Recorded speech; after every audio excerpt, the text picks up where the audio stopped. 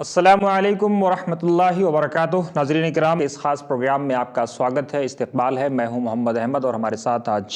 بات چیت کے لیے دو اہم مہمان موجود ہیں، ڈاکٹر ذیشان احمد مصباحی صاحب۔ ڈاکٹر صاحب آپ کا استقبال ہے، اور مولانا ضیاء الرحمن علیمی صاحب جو JNU کے پروڈکٹ ہیں، کافی سینئر آدمی ہیں۔ مولانا صاحب آپ کا بھی سواگت، استقبال ہے۔ ناظرین، آج ہم بات کریں گے فوائد سعدیہ کے بارے میں، ایک ایسی کتاب اور ایک ایسی پیشکش جو جامعہ عارفیہ سید سراواں کی طرف سے کی گئی، اس کے اکیڈمک ڈپارٹمنٹ کی طرف سے کی گئی ہے، جس کے بارے میں کہا جاتا ہے کہ یہ کتاب مجموع السلوک، جو تصوف کے ضمن میں ایک اتھارٹی مانی جاتی ہے، تصوف کے شعبے میں ایک بڑی گہرائی اور گہرائی رکھنے والی یہ کتاب، اس کتاب کے خالق اور اس کتاب کے مصنف شیخ سعد بن بدحان، جنہیں دنیا شیخ سعد خیرآبادی کے نام سے جانتی ہے، جو اس کے خالق ہیں، اسی کتاب کا یہ ملخص ہے۔ اس کتاب کے بارے میں ہم جاننے کی کوشش کریں گے کہ آخر 700-800 سال پہلے جو کتاب تصوف پہ لکھی گئی تھی، مجموع السلوک، اس کے تقریباً 500 سال بعد، یعنی لگ بھگ 200 سال پہلے اس کتاب کی تصنیف ہوئی، اور اس کے بعد جو ہے آج لگ بھگ سال ڈیڑھ سال پہلے اس کو اردو میں ترجمے کی ضرورت پیش آئی۔ کیا وجہ تھی، اس کا کیا کارن تھا، اور اس پہ کافی بہتر کام کیا ہمارے مولانا ضیاء الرحمن علیمی صاحب نے، اور ان کے ایک بڑی ٹیم رہی ہے، جس میں مولانا ذیشان صاحب اور دوسرے لوگ سہیوگی کے طور پہ ابھر کے سامنے آئے ہیں۔ مولانا صاحب، کیا ضرورت تھی مجموع السلوک کا اس پورے لیکھ کے دوران، جو آپ نے سمجھنے کی کوشش کی ہے، جو سمجھا ہمارے درشکوں کو سمجھائیں کہ کیا ضرورت تھی کہ فوائد سعدیہ کی تلخیص و مجموع السلوک سے نکال کر کے اس کے اقتباسات کو، اس کی چیزوں کو لا کر کے دنیا کے سامنے پیش کیا جائے، اور وہ بھی اردو زبان میں جو آج کی زبان ہے؟ سب سے پہلی بات تو یہ ہے کہ فوائد سعدیہ یہ شاہ صفی اکیڈمی کی تیار کردہ کوئی کتاب نہیں ہے، بلکہ ایکچولی یہ قاضی ارتضیٰ علی صفوی گوپاموی، جو کہ 19ویں صدی ہجری کے ایک زبردست عالم دین تھے، اور مدراس کے چنئی کے چیف جسٹس قاضی بھی رہے اپنے زمانے میں، تو انہوں نے دراصل یہ کتاب تیار کی ہے، اور یہ کتاب اصل میں فارسی زبان میں تھی،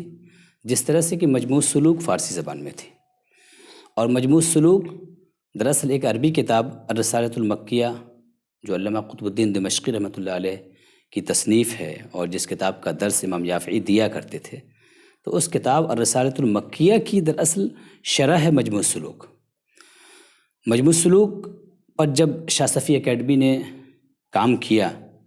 5-6 سال پہلے، 5-6 سال پہلے اس پر کام ہوا،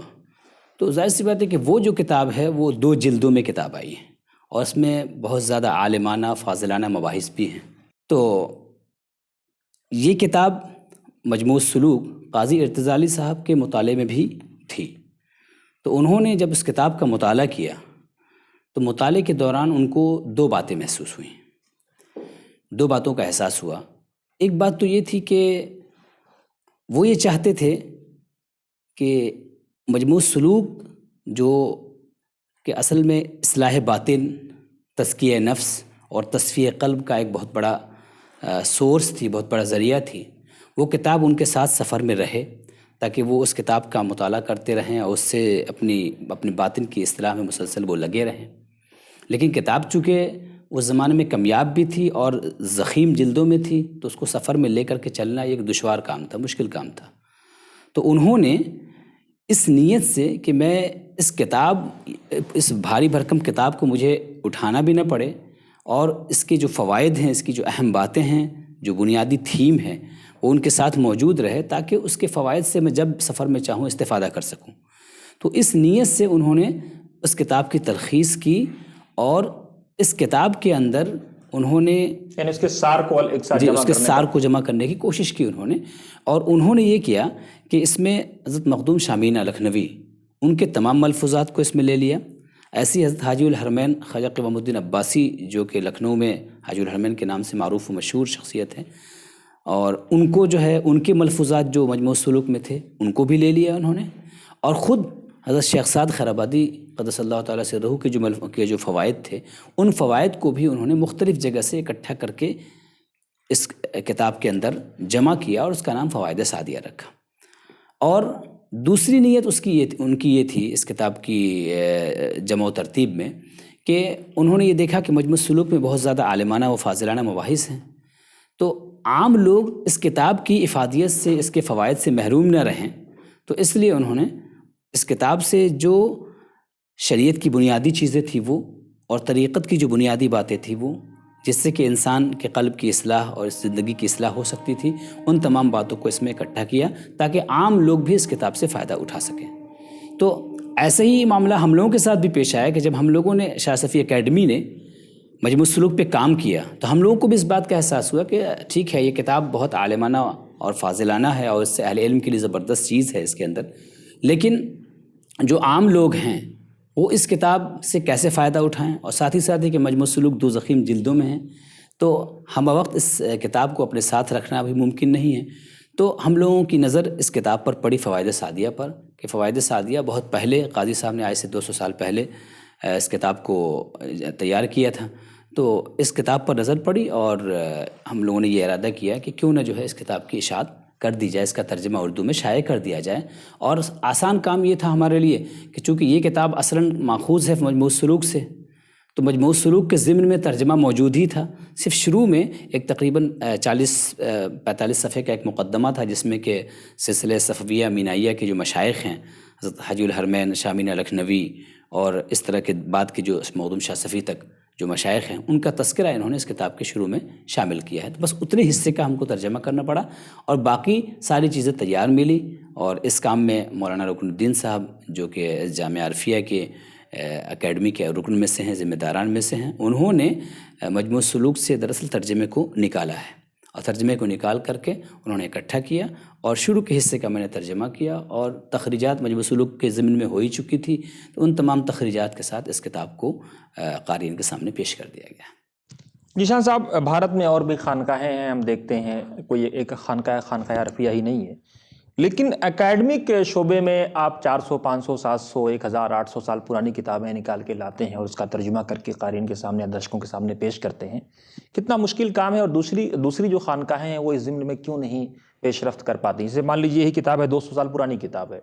یا مجموع السلوک لے لیجیے لگ بھگ 700 سال پرانی کتاب ہے، 500 سال پرانی کتاب ہے، تو لگ بھگ یہ 500 سال میں آج پہلی بار یا 5 سال پہلے کیوں ادراک ہوا لوگوں کو؟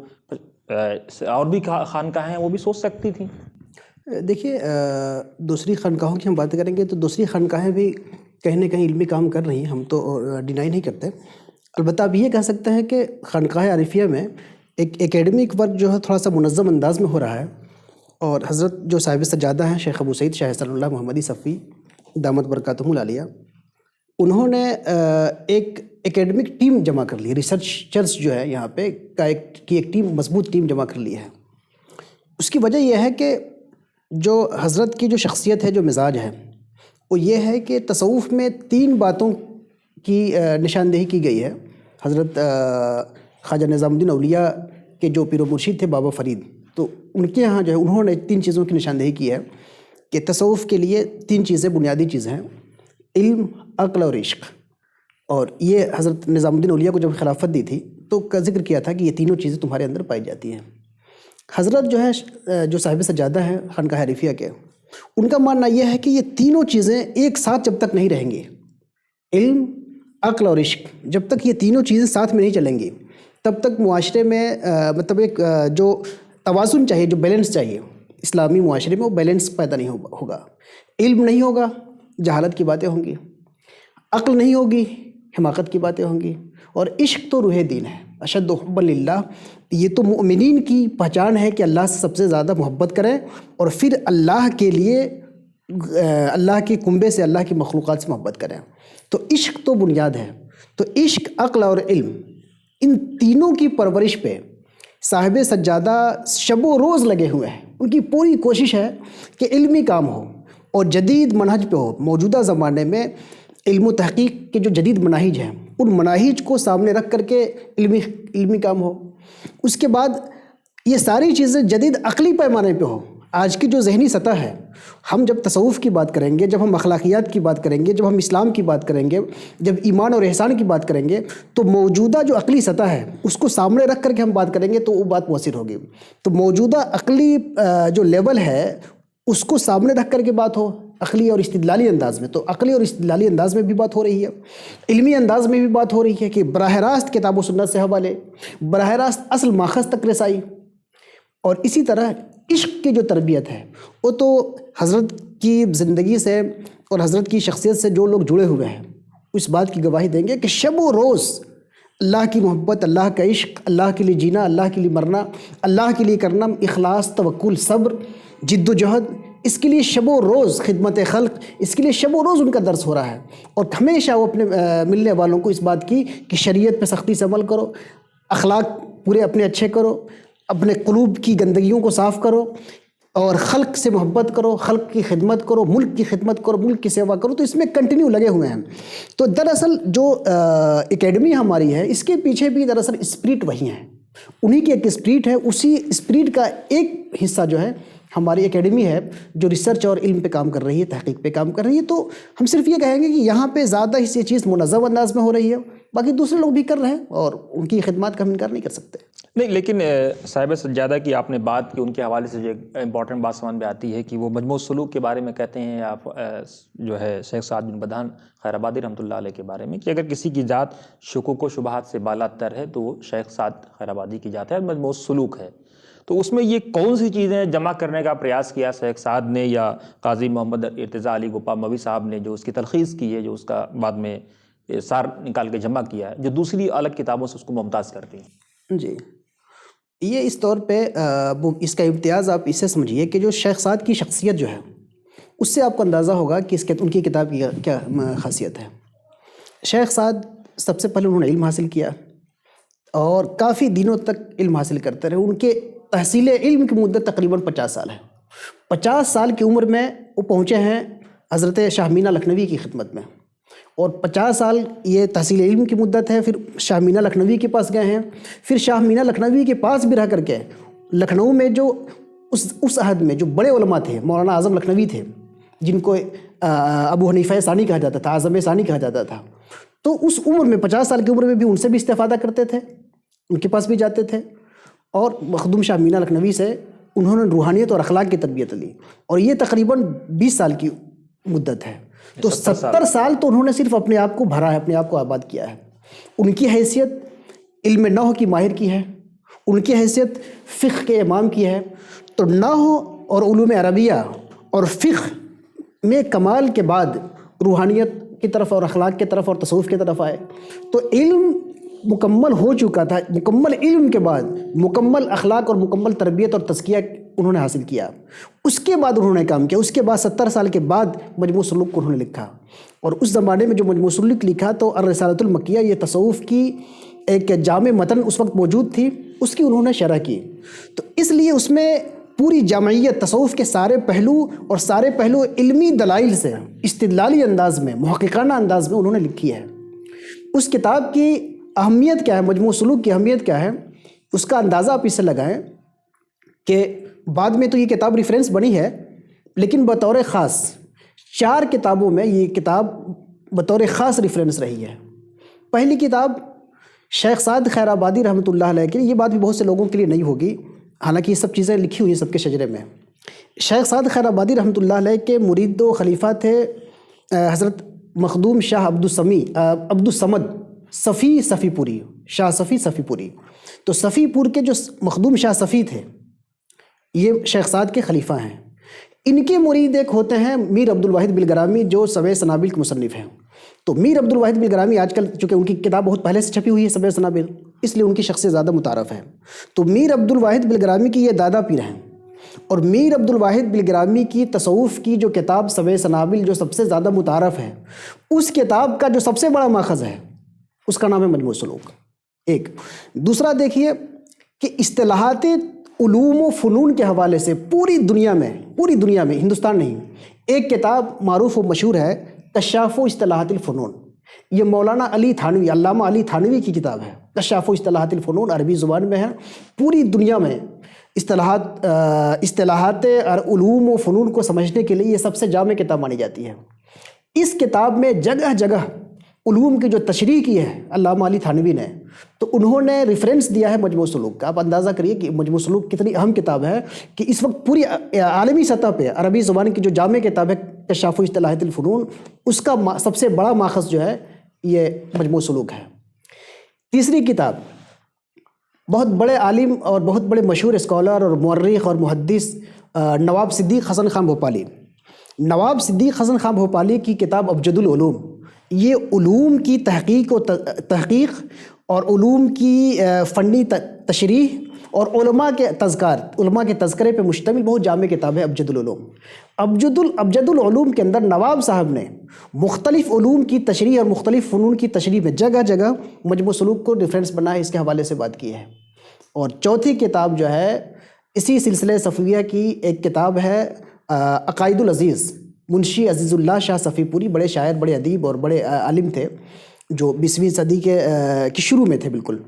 19ویں صدی کے اواخر اور 20ویں صدی کے شروع میں. تو ان کی جو عقائد العزیز ہے تو اس میں بھی انہوں نے عقائد العزیز میں جو اپنا صوفیہ کا عقیدہ، اہل اسلام کا، اہل سنت کا جو عقیدہ بیان کیا ہے، اس پہ کیا کہتے ہیں کہ مجموع سلوک کو خاص ریفرنس بنایا ہے.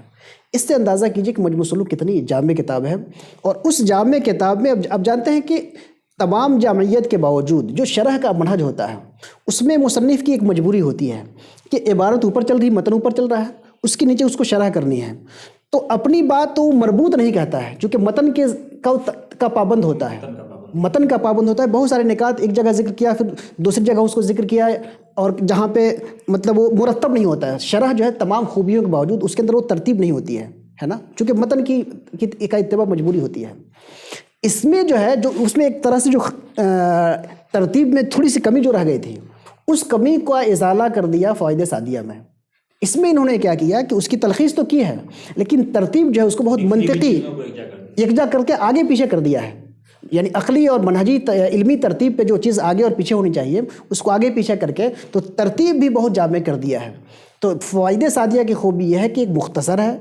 اور مجموع سلوک کی طرح طویل نہیں ہے. دوسری خوبی ہے کہ یہ مرتب زیادہ ہے، ترتیب زیادہ ہے. اس سے جو ہے ایک عام قاری کے لیے، علماء کے لیے تو زیادہ مفید مجموع سلوک ہے، لیکن عام قاری کے لیے یہ فوائد سعدیہ جو ہے زیادہ مفید ہو گئی ہے. اور عام قاری کے لیے جیسا کہ حضرت نے بتایا کہ اس لیے بھی مفید ہے کہ اس میں جو دقیق بحثیں تھی مجموع سلوک کی اس کو انہوں نے چھوڑ دیا ہے، عوام کے ذہن کو سامنے رکھ کر کے یہ تلخیص کی ہے. تو اس اعتبار سے ایک عام آدمی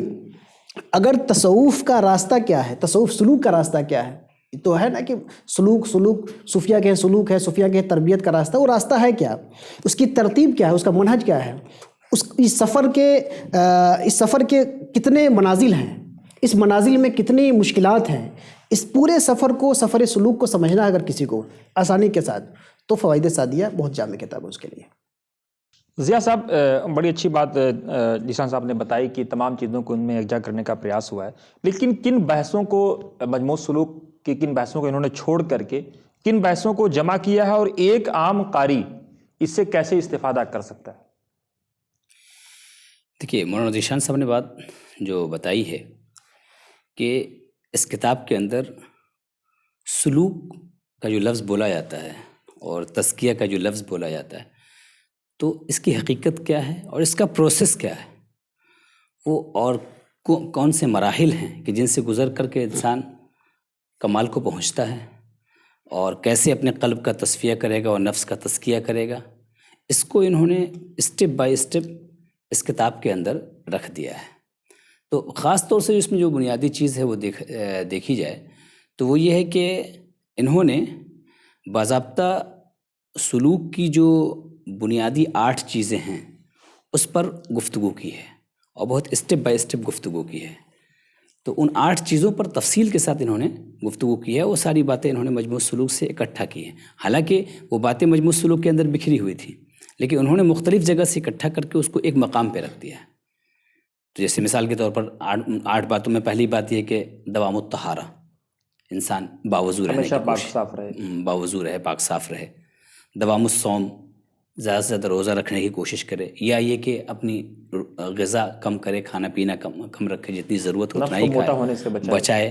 ٹھیک ہے، ایسے ہی اور دیگر چیزوں کا انہوں نے تذکرہ کیا. تو اس کتاب کے اندر نا وہ بہت ترتیب کے ساتھ، وہ اسٹیپ بائی اسٹیپ وہ ساری چیزیں ہم کو اکٹھا مل جاتی ہیں. تو اس کتاب کی جو خصوصیت ہے، اور اس سے اگر ایک عام قاری جو استفادہ کرنا چاہے تو اس کو سب سے پہلے یہی چیز مل جاتی ہے کہ اس کتاب کو پڑھنے کے بعد سلوک کا ایک واضح کانسیپٹ اس کے سامنے آتا ہے مختصر صفحات میں. یعنی بہت زیادہ اس کو پڑھنے کی ضرورت نہیں ہے. وہ اس کتاب کی ایک فہرست بھی اٹھا کر کے دیکھ لے گا تو اس کو لگے گا کہ ہاں یہ سلوک کی ترتیب یہ ہے. اس طریقے سے انسان کو اپنا سفر اپنی اصلاح کا سفر جو ہے وہ طے کرنا ہے۔ ذیشان صاحب، میرا آخری سوال آپ سے یہ ہے، بریف میں بتائیں کہ ایک عام آدمی جو تصوف سے بدظن ہے یا صوفیات سے بدظن ہے،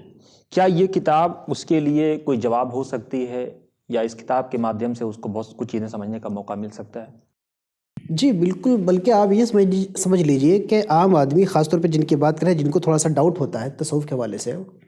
ان کو تو اس کتاب سے بالکل جھٹکا لگے گا۔ اس کتاب کو پڑھتے ہی جو ہے، اور یہ 10 صفحے جب پڑھیں گے ہو تو ان کو ایک شوق لگے گا۔ ضیاء صاحب نے بتایا دوام الصوم کی بات ہو یا دوام الطہارہ کی بات ہو، یہ وہ چیزیں ہیں جو پروفٹ محمد صلی اللہ علیہ وسلم کی عملی زندگی کا نمونہ ہے۔ جی بے شک۔ جی، میں وہی کہہ رہا ہوں کہ اس کتاب کو پڑھنے کے بعد ایک عام قاری جو ہوگا، جو تصوف کو سمجھنا چاہتے ہیں، لیکن اس کو چونکہ وہ قبروں سے سمجھتے ہیں، درگاہوں سے سمجھتے ہیں، اور سمجھ نہیں پاتے ہیں، بلکہ اور کنفیوژن ان کا بڑھ جاتا ہے، اس کتاب سے ان کو شوق لگے گا کہ ایک اب تک تصوف کا جو ایک نگیٹو جو اس کا کانسیپٹ تھا وہ بالکل چینج ہو جائے گا۔ اس میں لگے گا کہ جو باتیں کہی جا رہی ہیں یہ دراصل نبی کریم صلی اللہ علیہ وسلم نے جو 2 قانون دیے، ایک قانون تو انہوں نے سول لاء دیا، شہر کو کیسے مینج کرنا ہے، سوسائٹی کو کیسے قانونی طور پہ کنٹرول کرنا ہے، تو سول لاء جو فقہ ہے اس سے تو واقف ہیں، لیکن اخلاقی قانون رسول اللہ کے کیا تھا، اپنی تربیت کا طریقہ کیا تھا۔ سول سوسائٹی کو کنٹرول کرنا قانون اور ڈنڈے کے زور پہ ایک تو ایک الگ چیز ہے، لیکن ہم اپنے آپ کو خود اچھا کیسے کریں، یہ پروفیٹ کا طریقہ کار کیا تھا، لوگوں کا اپنے صحابہ کی تربیت کیسے کرتے تھے، صحابہ کا طریقہ کار کیا تھا، اور یہ ساری چیزیں جس کو اب تک وہ تصوف یعنی کہتا رہا، اس کو اس کتاب کے پڑھنے کے بعد لگے گا کہ یہ سب چیزیں تو مطلب یہ تصوف کے لفظ سے سارا کنفیوژن ہے، یہ ساری چیزیں تو رسول اللہ صلی اللہ علیہ وسلم کی اور صحابہ کی عملی زندگی ہے، کیونکہ ساری باتیں جو باتیں اس میں کہی گئی ہیں وہ ساری باتیں صحابہ کی اخلاقی زندگی کو دراصل پیش کی گئی ہے۔ صحابہ کی جو حب الہی اور حب رسول اور اخلاقیات جو تھی، اپنے نفس کی جو پاکی کا جو طریقہ کار جو تھا، اسی سے ساری چیزیں لی گئی ہیں، تو اس میں الگ سے تو اس کو کچھ ملے گا ہی نہیں، نہ اس کتاب میں نہ یونان کا فلسفہ ملے گا اس کو، نہ افلاطون کی باتیں ملیں گی، نہ ہند و سندھ کے جغرافیہ ملے گا، اس میں تو جو کچھ ملنا ہوگا اس کو یہ نبی کریم صلی اللہ علیہ وسلم کی سیرت اور تعلیمات سے نکلی ہوئی چیزیں ملیں گی۔ فرق یہ ہے کہ انہی باتوں کو اس میں منظم اور مرتب انداز میں کر کے پیش کیا گیا ہے، as a fun, as a art جو ہے فنی طور پہ اس کو ترتیب کے ساتھ پیش کیا گیا ہے، تو اس کو جو اس میں نیا لگے گا وہ صرف سیرت سے جو نیا لگے گا اس میں ترتیب نہیں لگے گی، لیکن باتیں بالکل وہی ہوں گی جو سیرت کی ہے اور رسول اللہ کی اور قرآن کی باتیں ہیں، اور تب اس کو سمجھ میں آ گیا کہ تصوف جو ہے الگ سے کوئی چیز نہیں ہے، بلکہ تصوف تو دراصل اسلام کی اخلاقی تعلیمات کا نام ہے، تصوف اس سے ہٹ کے کوئی چیز تصوف نہیں ہے۔ ضیاء صاحب، جیسے ابھی ہم نے دیکھا، آپ نے بتایا کہ قاضی ارتضیٰ علی وفا مولوی صاحب ایک چیف جسٹس کے پد پر تھے، اسی طرح شیخ سعد بن بدھان خیر آبادی کو دیکھ لیجیے، یا تصوف کے اور جو اکابر علماء ہیں، چاہے وہ شاہ مینا صاحب ہوں یا دوسرے اکابر ہوں، شیخ صحاب الدین سہروردی ہوں، یہ وہ لوگ تھے جنہوں نے دنیا کو بدلنے کا پریاس کیا، اور یہ نہیں کہ اب پہلے خود کو بدلا، سماج کو بدلا، پھر لوگوں کو بدلا، اور آج اپنے ہوں یا پرائے، بلکہ پرائے زیادہ ان سے محبت کرتے ہیں، معافی کے ساتھ کہوں گا، اپنے جو ان کے نام لینے والے لوگ ہیں وہ ان کے نام پہ مزاریں اور قوالی اور فاتحہ تو کرتے ہیں، لیکن وہ محبت و عقیدت نہیں ہے ان سے۔ تو کیا وجہ رہی کہ لوگوں کا موہ جو ان لوگوں سے جس تصوف کی صف سے آتے تھے وہ قبروں کی طرف چلے گئے اور تصوف حقیقی کو بھول گئے؟ دیکھیے، اس کی اگر بات کی جائے تو اصل میں جب اولاد اپنے باپ کی صحیح جانشین جب تک رہتی ہے تب تک وہ صحیح معنوں میں جو مشن ہوتا ہے اس مشن کو لے کے آگے بڑھتا ہے، لیکن جب جانشینی صحیح نہیں رہ جاتی ہے تو آٹومیٹک وہ مشن گم ہو جاتا ہے، اور پھر جن کو وہ مان رہے ہیں، جن کے خاندان سے ان کا تعلق ہے، ان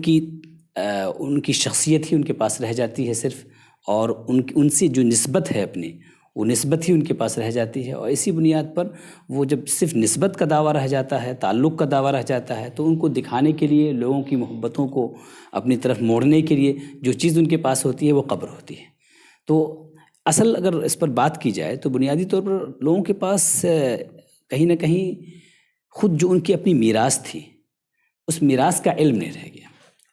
علم سے دوری، اور ان کی جو آباء و اجداد تھے وہ خود کیسے اتنے بڑے ہوئے،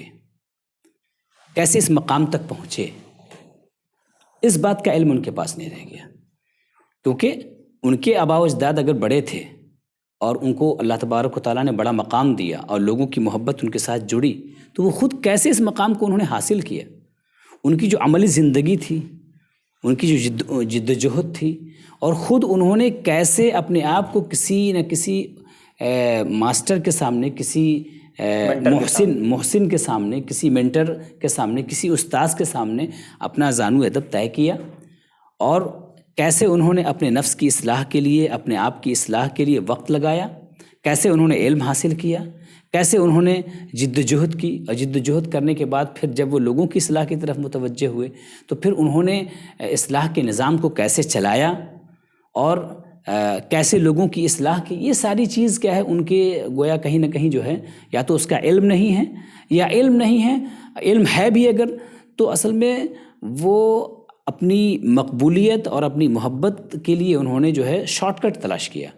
محنت کا راستہ انہوں نے تلاش نہیں کیا. اگر انہوں نے صحیح جانشینی کی ہوتی اور اپنے میراث کا صحیح علم ہوتا ان کے پاس تو یقینی طور پر وہ سلسلہ جو ہے وہ چلتا رہتا، اور لوگ جو ہے وہ ان کے ساتھ جو ہمارے مشائخ کا جو طریق تھا وہ طریق لوگوں تک پہنچتا رہتا، اور تصوف کے حوالے سے بدگمانی اور غلط فہمی بھی پیدا نہ ہوتی. تو ناظرین، یہ تھے ڈاکٹر ذیشان احمد مصباحی صاحب اور ہمارے جے این یو کے سینئر اسکالر دوست ساتھی مولانا ضیاء الرحمن علیمی صاحب. دونوں اسٹوڈیو میں آئے، دونوں آپ لوگوں کا بہت بہت شکریہ. لیکن ساتھ ہی ساتھ جاتے جاتے میں اپنے درشکوں کو بتا دوں کہ جو لوگ تصوف کے تعلق سے بدظن ہیں یا صوفیہ کے تعلق سے بدظن ہیں، ان کو کم سے کم ایسی کتابیں جو 200 سال پہلے یا 500 سال پہلے یا 700 سال پہلے لکھی گئی ہیں، چاہے وہ مجموع السلوک ہو، فوائد سعدیہ ہو، یا خواجہ معین الدین چشتی یا اجمیری، یا پھر جو ہے نظام الدین اولیاء کے ملفوظات ہوں، ان کو پڑھنا چاہیے اور سمجھنا چاہیے کہ کیسے ان لوگوں نے دنیا کے نظام کو بدلنے کا پریاس کیا، فقیری کے عالم میں، مسکینی کے عالم میں. اور آج جو لوگ یہ سمجھتے ہیں کہ یہی لوگ ان کے سچے وارث ہیں، تو کم سے کم ان لوگوں کو، ان لوگوں کی تعلیمات کو سامنے لانا چاہیے اور دنیا کو بتانا چاہیے کہ یہ لوگ ایسے تھے کہ ایسے رہا کرو کہ کریں لوگ آرزو، ایسے چلن چلو کہ زمانہ مثال دے. دنیا آج ان کے قدموں کے نیچے اسی لیے اپنی راحت اور سکون کا سامان تلاش کر رہی ہے، کیونکہ انہوں نے دنیا والوں کو آرام پہنچایا. خیر الناس من ينفع الناس کی عملی تعبیر اور تصویر تھے.